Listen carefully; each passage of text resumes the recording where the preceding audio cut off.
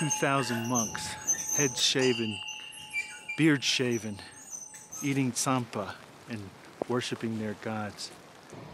It's as like nothing has changed here in the 700 years. I come here, I feel like I'm seeing exactly what Marco saw.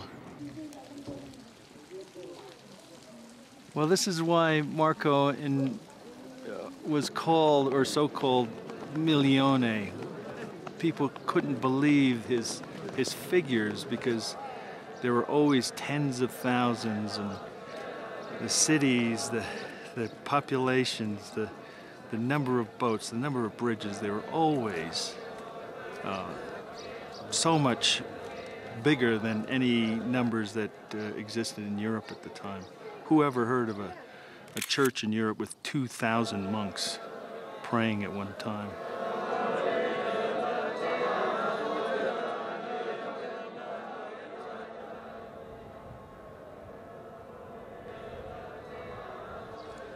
Sometimes Marco's describing things obviously from firsthand. This is one of them.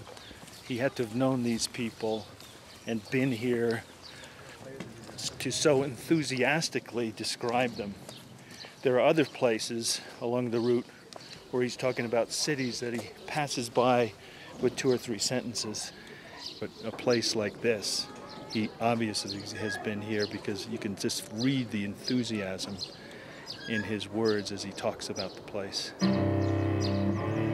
I think there's no question that he could have written the book without going to China. Only 100 years later, there was a famous merchant called Pegalotti who worked in Antwerp and never went further than the Holy Land, and he wrote quite a famous book on how to trade with China. He even advised things like taking a woman with you because it wasn't safe to consort with Chinese ladies. My feeling is that we're not dealing with an eyewitness account here.